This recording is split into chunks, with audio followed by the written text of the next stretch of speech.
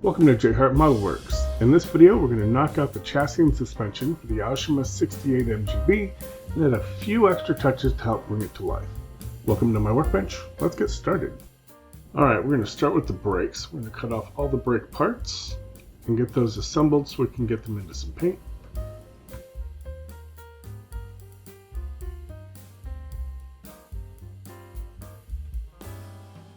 And after we cut them off the sprue, we of course need to clean them up with some sanders.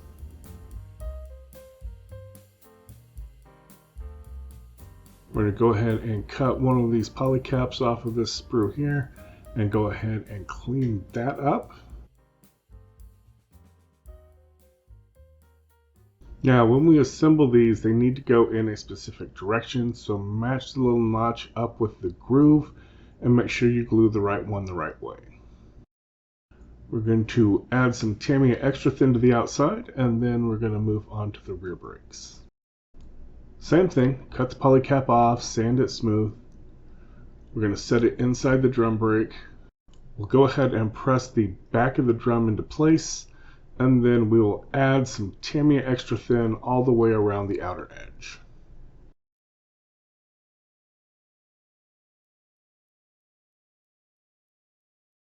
The male fitment post for most wheels like Tamiya and Aoshima is 2 millimeters. I have found that if you cut a toothpick in half, the round ones will fit perfectly inside the poly cap. Just kind of press it firmly into place. Drop one and go fetch it. Put that in place and you are ready to paint. The exhaust has a lot of flash and mold seams, and around the headers it's pretty bad and hard to get to with a sander. I'm using a hobby knife to scrape away as much as I can. I'll reserve the sander for just final cleanup when I'm done.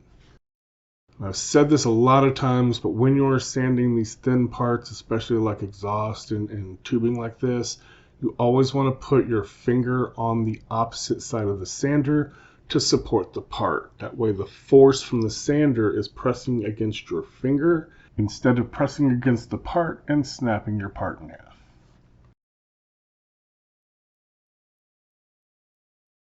Now the muffler is two parts that glue around the end of the exhaust pipe. So I'm going to go ahead and glue one side into place. And when I go to glue the other one in, I'm going to add glue all the way around, and I'm going to use a lot of CA glue here. I want the glue to squeeze out through these seams. When I hit this with the CA kicker, and then come back and sand it, all that excess CA glue is going to act as a filler and give me a nice smooth surface instead of that rough seam. The firmer sponge on the disc-based sponge sanders works great for this.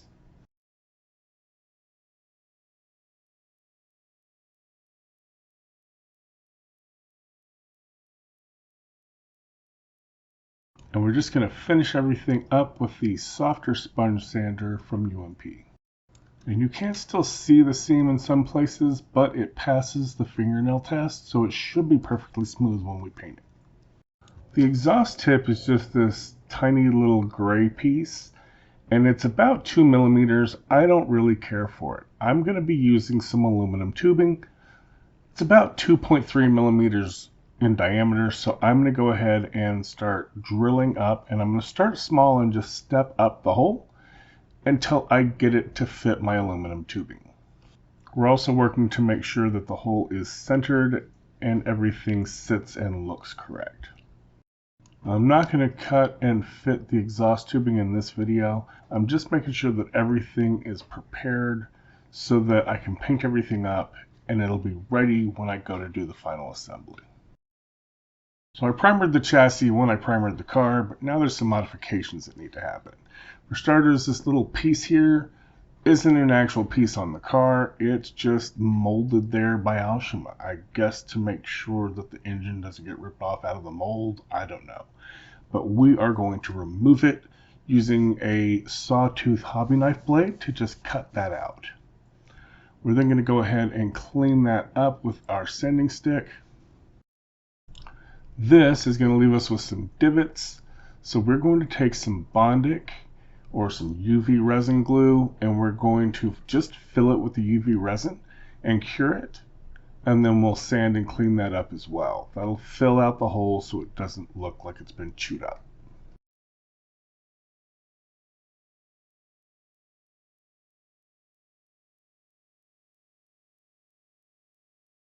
And so this little line here on the side of the oil pan is actually their version of the drain plug, which shouldn't be a line. At best, it should be a little circle. We are going to cut that off. We're then going to use a display sander to sand it smooth.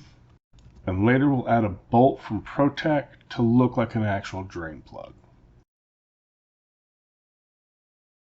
But a huge thank you to Mr. Lynn's modeling channel for this mod. He lowered his front end by about 1 millimeter, which is about 1 scale inch. And honestly, it looked really good, so I'm going to go ahead and copy that. Our first step is going to be to make some marks on this lower suspension piece so that we will know where we can add the styrene without it interfering with the body fit. Next, we're going to use our JLC razor saw, and we're going to carefully remove this mounting point off the upper suspension arm. We want to slide the blade so that it goes under the mount point, but cuts flush against the top of this surface, or at least as close as we can get to flush.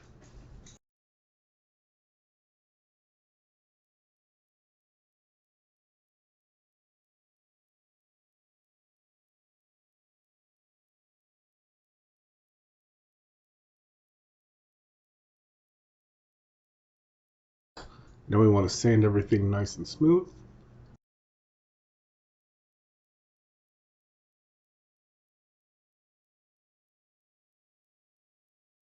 Okay, so now we're going to raise the surface of the upper control arm. And there's a couple of different ways to do this. There's the easy way, which I'm not doing here.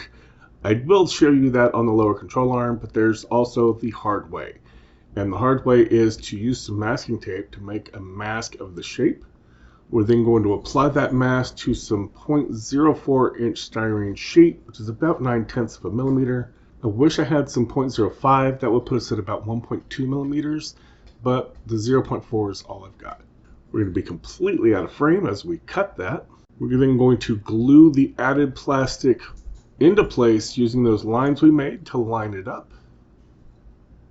We're then going to push it into place in the chassis, and then we'll press the added piece of plastic so that it snugs up against the body. Once it dries, we're going to use our display nippers to cut off the excess plastic. We're going to cut that as close as we can to the original kit part, and then we're going to sand everything smooth and flush using our sanding sticks.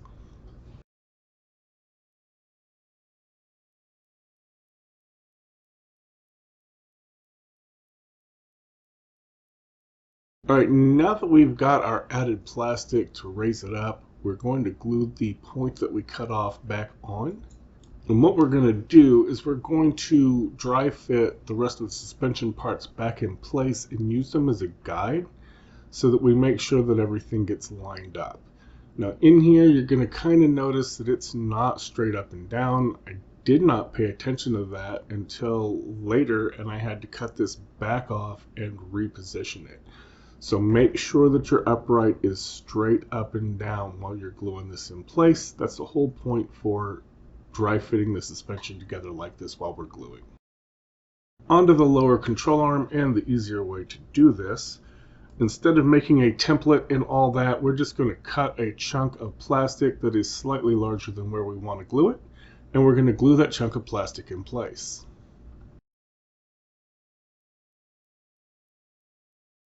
So once that glue is dry, we're going to test with our drill bit to make sure we have the right size, and then we're going to drill a hole through our added plastic.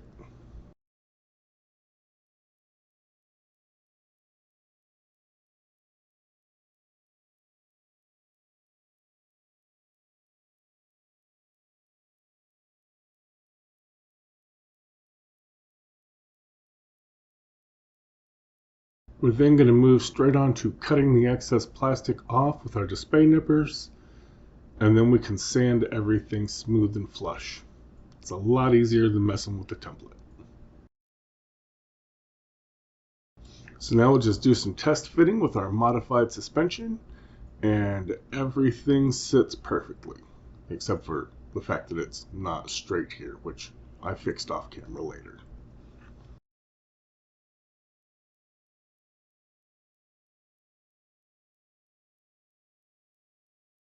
We're also going to test fit it against our body and make sure that nothing interferes with our fit for our suspension components. For our next mod, we're going to scratch build a radiator core support and add in a radiator and oil cooler. So the first thing we're going to do is use our calipers to get a measurement of the distance between the two fender wells, as well as the height of the fender well. That's going to give us the measurements for our core support. So we're then going to take those measurements and we're going to use them to cut out a rectangle from some 0.03 inch styrene sheet. Now, I like to put at least 2 marks for each measurement in 2 different places. Then I can put my ruler against those 2 or more marks and I should get a straight even line. That way I'm going to end up with an actual rectangle and not some weirdly shaped trapezoid. I am also going to use the metal ruler as a straight edge for my cutting so I get a nice smooth cut. So we're going to apply some CA glue liberally to the edges where we're going to glue it down, and we're going to fiddle to get it to sit into place nice and straight. This will take quite a bit of fiddling. We do want to get it as straight as we can. Now the reason we're doing all this is because this front grille is very open and this is a curbside kit. It doesn't have an engine. So if someone looks through this grille, I want them to see something other than just a big empty hole. Next we're going to drill a couple of holes, and later on when we put everything in place, we're going to run a couple of oil cooler lines through here. This will allow those lines to run through like they would on the actual car and disappear back into the engine bay. With everything glued in place, I'm going to go ahead and add some Tamiya Extra Thin. This is just going to give it a little more strength. And this last little bit here is a bit excessive because no one's going to see this, but I did add some UV glue to the top just to smooth out the seam between the core support and the top of the fender. I know, I just can't help myself. These are our lower control arms. Now, I've painted this glue point silver to look like a shock absorber, and on this one I've added a metal spring. Now I'm using these springs from Amazon. This is where I get my springs, and it's a little bit of a tight fit, but they do fit. It's also a little bit longer than I need, so I'm going to go ahead and put this on and get an idea of where I need to cut the spring. I'm going to wiggle it up a little bit so I can get access to the spring. I'm going to cut the spring with a pair of wire cutters so we get it to the right height, and then push everything back down into place.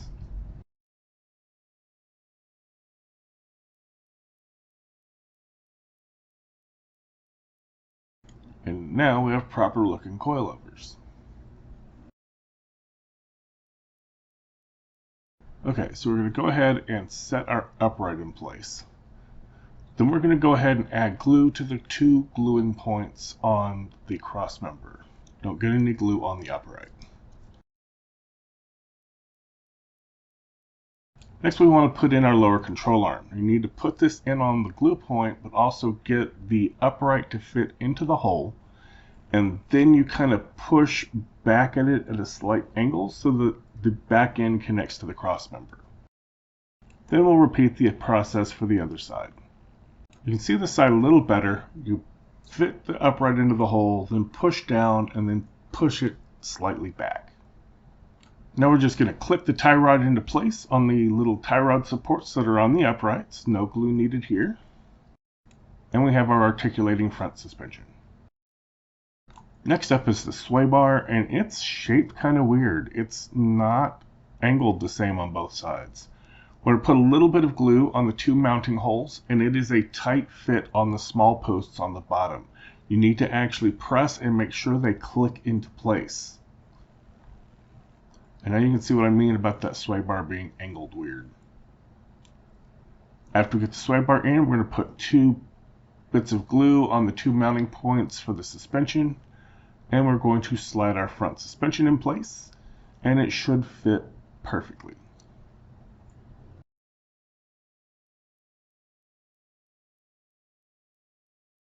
Alright, next we have a small little piece that needs to get glued right on the side of the transmission. Now, I have no idea what this piece is. Sean may be able to tell me.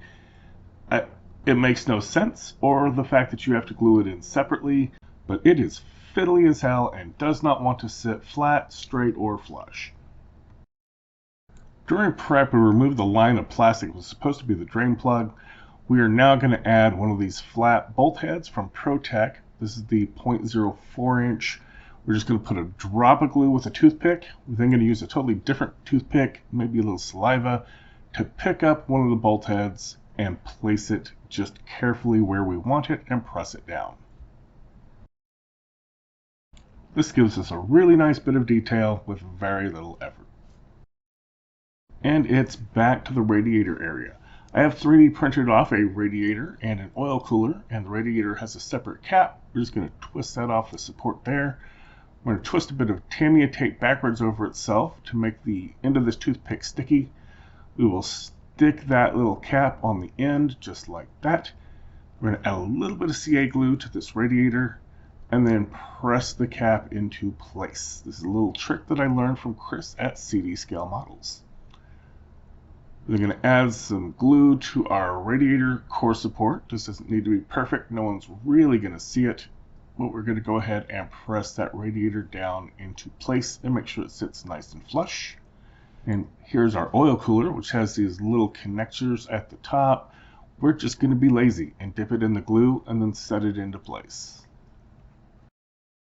To add some oil lines to the oil cooler, we're going to cut a small piece of 30 gauge black wire. We're going to dip one end into some CA glue and thread the other end through the holes in the core support. And we're just going to butt this up against the fitting and let it glue in place. We then trim off the excess and repeat with another piece of wire for the other fitting. Alright, here's our finished up radiator area. And now if anyone looks through the front grille, they'll have a little bit of something of interest to look at. Starting on our rear suspension, we're going to go ahead and glue our drum brakes onto our rear diff. We're just going to put some glue on the end of the diff and then slide the drum brake onto place. Make sure it sits all the way down. And repeat that for the other side. This is some Cat 5 network cable. We're going to untwist one of these pairs, cut a piece off, then we're going to strip it, and we're going to use the copper core for our brake lines that run across the rear diff. Don't throw away the casing though. We're going to thread it back on here like so. We're going to cut a couple of pieces and put them back on to use as our mounting points.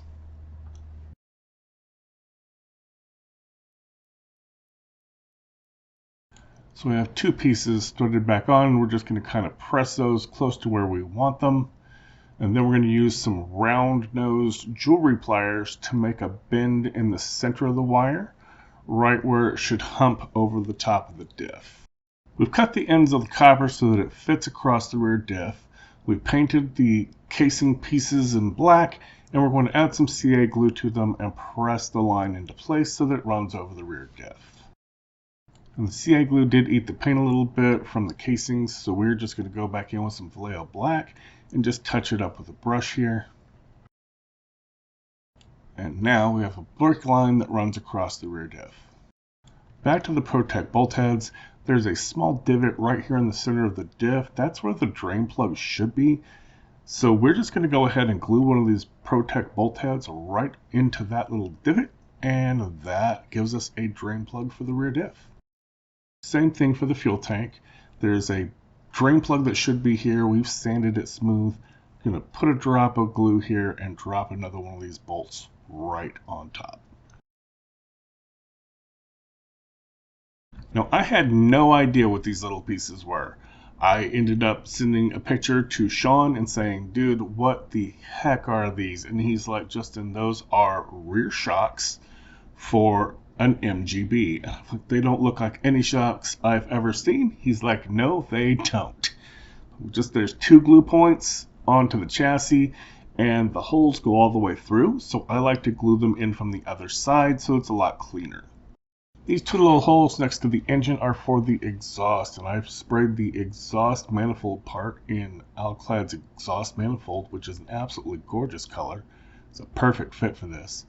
We're also going to put a couple of little drops of glue back here for the muffler mount points and just press those into place. And that's going to take care of our exhaust. We're then going to add a little bit of glue to these 4 points on the back, and we're going to drop our rear suspension in. The 4 points of the leaf spring glue down. You need to make sure again that they click in place just like that front sway bar. And the gas tank, it has a large hole and a small hole that go with a large pin and a small pin, and just gluing it down by the pins didn't work for me, so I added some glue around the outside edge. So be careful not to get any glue on your fingers, and then just glue it into place on the locating pins. With that, the chassis is actually officially done, but we're going to add some more of this 30 gauge black wire to add some additional details to help bring this thing to life. We're going to cut 3 pieces here for brake lines and the fuel line, and we want to trim them off together to make sure that they are perfectly straight, and then add a little bit of glue here.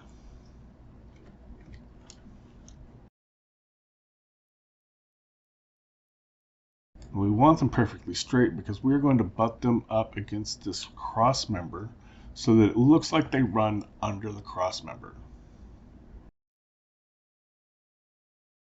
Next, we're going to bend this one off to the side so that it runs up next to the transmission, and we'll then run up into the engine bay. We'll just kind of cut it, bend it, and stuff it up there so that it disappears. Now we're going to add a little bit of glue under these other 2 so that they will glue up to the chassis, and then we'll just glue them in place, then bend them and tuck them up so they disappear as well for the brake lines.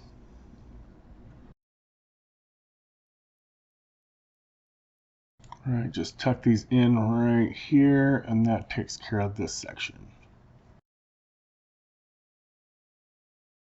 We're going to cut 3 more short pieces and glue them together. We're then going to trim both ends, and they need to fit perfectly between these 2 cross members. So I'm going to add some glue, hit them with some CA Kicker, trim them off.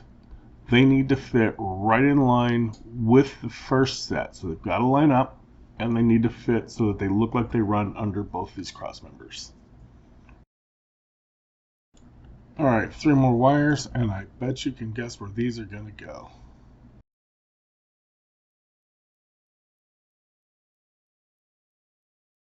I'm going to trim them up. We're going to add a little bit of glue here and here. Again, these need to line up with the first sets, so it looks like one continuous run running underneath those cross members. And we're going to glue those down.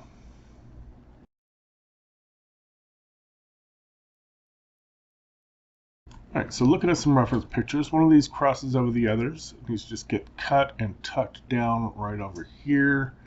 Another one just gets tucked down over another direction for the other brake line. And then a third one, the fuel line, needs to get tucked down and run under the rear diff. And it needs to just get some glue added to it. And we will tuck it right next to the fuel tank so it looks like it runs into the side of the fuel tank. Don't have to be absolutely perfect. We just want to give it extra detail if someone picks up and looks under the car, because there's not really any engine to look at.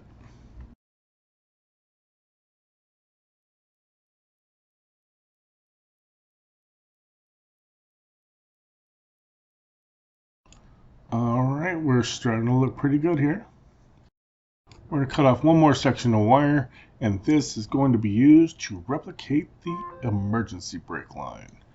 This needs to come out from the center here, right next to the drive shaft. It's going to loop up and around, and then we're going to tuck it right next to the back of the diff. We're not going to go as far as to try and make the little switch piece and the hard lines for the emergency brakes. We're just going to tuck this line in underneath the diff so that it disappears. Still a little long. We'll go ahead and trim that again, add some glue, and we'll try tucking that in again.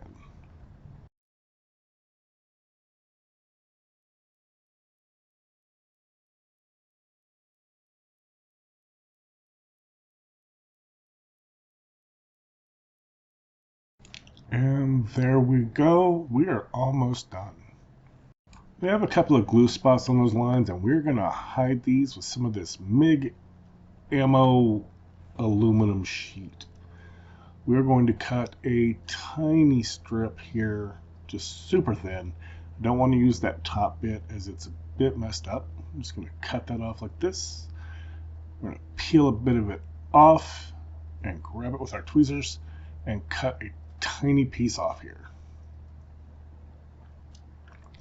We're then going to tuck that in place on top of a little bit of glue, press that down. We're going to burnish it with one of these fine Tamiya cotton buds. We want to make sure we get everything as tucked in as we can on this side, but we're going to leave a little bit flat on the other so it looks like a clamp holding these lines to the chassis. We're just going to go in, and on that side that we've got tucked in, we're going to cut the excess off. And then we'll just rub that little excess piece off. And it's going to look like a little one-sided clamp. We're going to repeat that in a couple other places.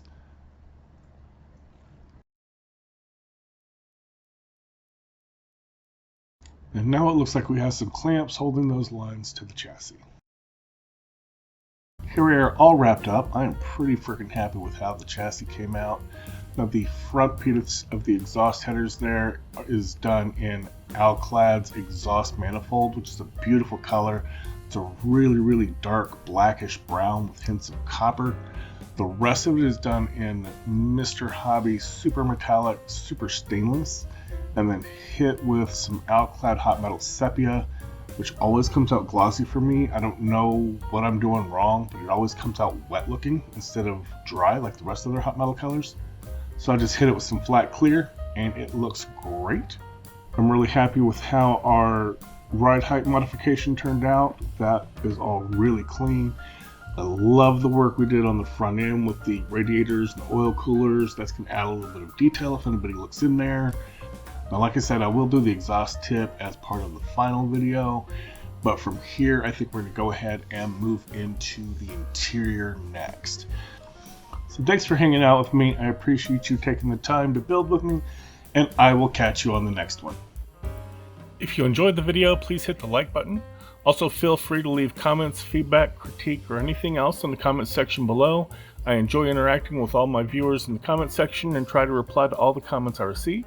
If you want to catch future videos, please consider subscribing to my channel and make sure you click the bell notification icon so you can be notified when I upload new videos.